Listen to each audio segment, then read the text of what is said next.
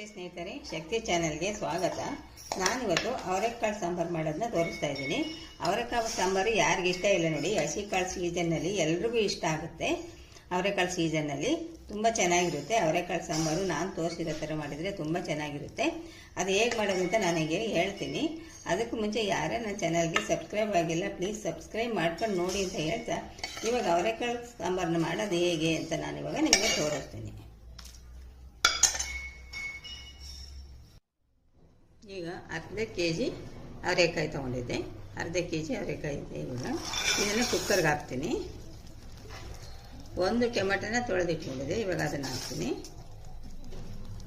ಇವಾಗ ನೀರು ಹಾಕ್ತೀನಿ. ನೀರು ಹಾಕ್ಬಿಟ್ಟು ಕುಕ್ಕರ್ ಮುಚ್ಚಳ ಮುಚ್ಚಿಬಿಟ್ಟು 4 ವಿಸಲ್ ಬರೆಸ್ತೀನಿ.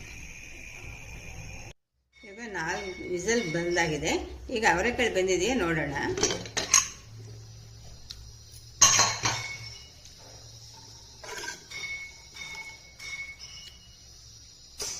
ನೋಡಿ ಎಷ್ಟು ಚೆನ್ನಾಗಿ ಬೆಂದಿದೆ.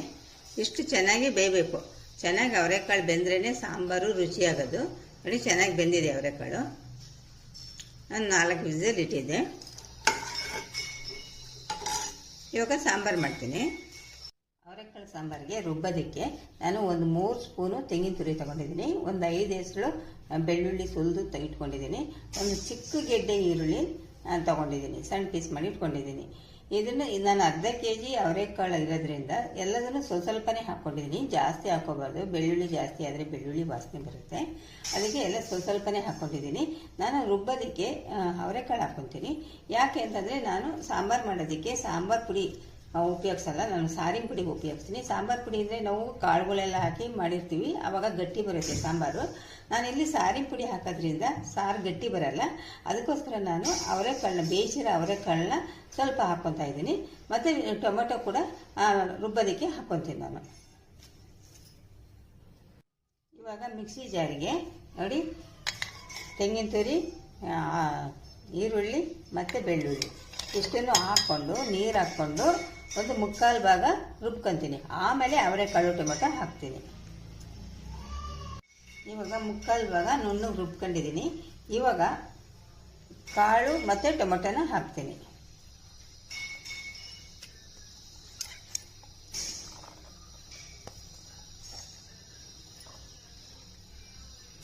ಇದು ಹಾಕ್ಬಿಟ್ಟು ನಯಸ್ಸಾಗಿ ರುಬ್ಕೊತೀನಿ. ಇವಾಗ ನಯಸ್ಸಾಗಿ ರುಬ್ಬಿಟ್ಕೊಂಡಿದ್ದೀನಿ. ಇವಾಗ ಒಂದು ಪಾತ್ರೆ ಇಟ್ಟಿದ್ದೀನಿ ನೋಡಿ. ಈಗ ನಾನು ರುಬ್ಬಿಟ್ಕೊಂಡಿದ್ದೀನಲ್ಲ ಇದನ್ನು ಹಾಕ್ತೀನಿ.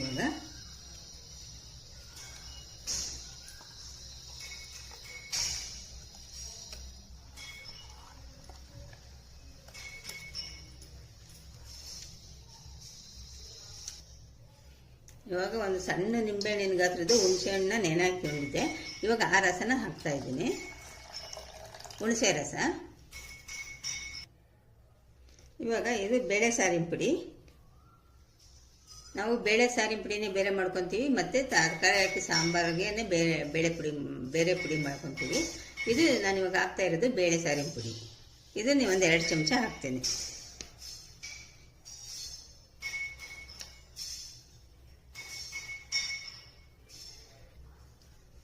ಸ್ವಲ್ಪ ಉಪ್ಪು ಹಾಕ್ತೀನಿ. ಸ್ವಲ್ಪ ಬೆಲ್ಲ ಹಾಕ್ತೀನಿ. ಇವಾಗ ಕರಿಬೇವು ಹಾಕ್ತೀನಿ. ಕರಿಬೇವು ಹಾಕಿದ ಮೇಲೆ ಈಗ ನಾನು ಕಾಳನ್ನ ಬೇಯಿಸಿಟ್ಕೊಂಡಿರ್ತೀನಲ್ಲ, ಈ ರಸನೇ ಸ್ವಲ್ಪ ಹಾಕ್ತೀನಿ. ನೀರಿನ ಬದಲು ಈ ಕಟ್ಟೆ ಹೆಂಗೂ ಇದೆಯಲ್ಲ ಇದನ್ನೇ ಹಾಕ್ತಾ ಇದ್ದೀನಿ. ಇವಾಗ ಇದೆಲ್ಲ ಹಾಕಿದ ಮೇಲೆ ನಾನು ಚೆನ್ನಾಗಿ ಮಿಕ್ಸ್ ಮಾಡ್ತೀನಿ. ಮಿಕ್ಸ್ ಮಾಡಿಬಿಟ್ಟು ಒಂದು 10 ನಿಮಿಷ ಚೆನ್ನಾಗಿ ಹಸಿ ವಾಸನೆ ಹೋಗೋವರೆಗೂ ಕುದಿಸ್ಬೇಕು. ಗಮ್ಮಂತ ವಾಸನೆ ಬರ್ತೈತೆ ಗಮ್ಮಂತ.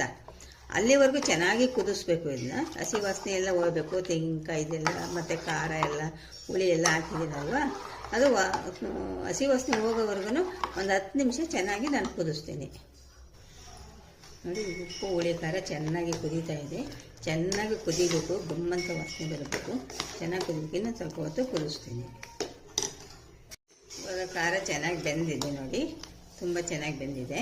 ಇವಾಗ ನಾನು ಬೇಯಿಸಿಟ್ಕೊಂಡಿರೋ ಕಾಳನ್ನ ಹಾಕ್ತೀನಿ. ಇವಾಗ ಕಾಳು ಹಾಕಿದ ಮೇಲೆ ನಮಗೆ ಎಷ್ಟು ಗಟ್ಟಿ ಬೇಕು, ಎಷ್ಟು ತೆಳ್ಳ ಬೇಕು ನೋಡಿಕೊಂಡು ನೀರು ಸೇರಿಸ್ಕೋಬೇಕು. ಇವಾಗ ನಾನು ಸ್ವಲ್ಪ ನೀರನ್ನ ಹಾಕ್ತೀನಿ.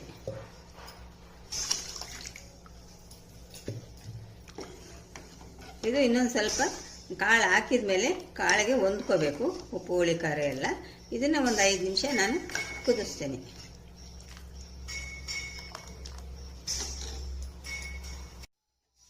ಇವಾಗ ನೋಡಿ ಸಾರು ಬೆಂದಿದೆ.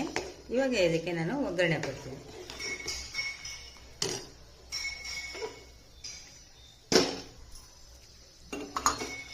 ಇವಾಗ ಬರೀ ಸಾಸಿವೆ ಒಗ್ಗರಣೆ ಮಾತ್ರ. ನಾನು ಕರಿಬೇವೆಲ್ಲ ಸಾರಿಗೆ ಹಾಕಿದ್ದೆ.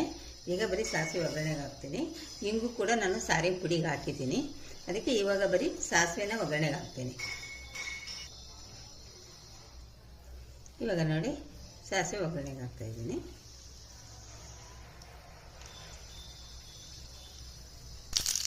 ಇವಾಗ ಸಾಸಿವೆ ಚಟಪಟ ಕುಡಿತಾ ಇದೆ. ಇವಾಗ ಇದನ್ನ ಸಾರಿಗೆ ಹಾಕ್ತೀನಿ.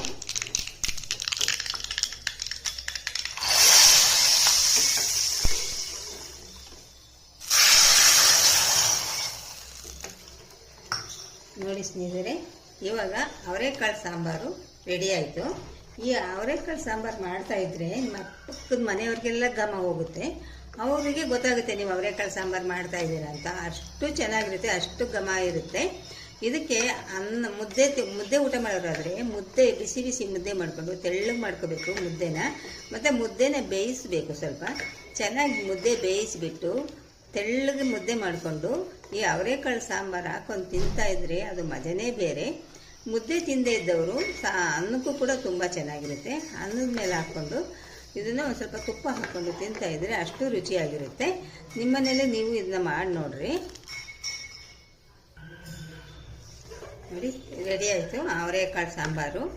ಇವಾಗಲೇ ಹೋಗಿ ಅವರೆಕಾಯಿ ತಂದು ಸುಲಿದು ನಿಮ್ಮನೇಲೂ ಸಾಂಬಾರು ಮಾಡಿ ಅದು ರುಚಿ ಹೇಗಿತ್ತು ಅನ್ನೋದನ್ನ ನನಗೆ ಕಾಮೆಂಟ್ನಲ್ಲಿ ಖಂಡಿತ ತಿಳಿಸ್ರಿ. ಸಾಂಬಾರು ರೆಡಿ ಆಯಿತು. ಅವರೆಕಾಳು ಸಾಂಬಾರು ರೆಡಿ ಆಯಿತು. ಈ ವಿಡಿಯೋ ನಿಮಗೆ ಇಷ್ಟವಾದರೆ ಒಂದು ಲೈಕ್ ಕೊಡಿ, ಶೇರ್ ಮಾಡಿ. ಪ್ಲೀಸ್ ನನ್ನ ಚಾನಲ್ಗೆ ಸಬ್ಸ್ಕ್ರೈಬ್ ಮಾಡಿ.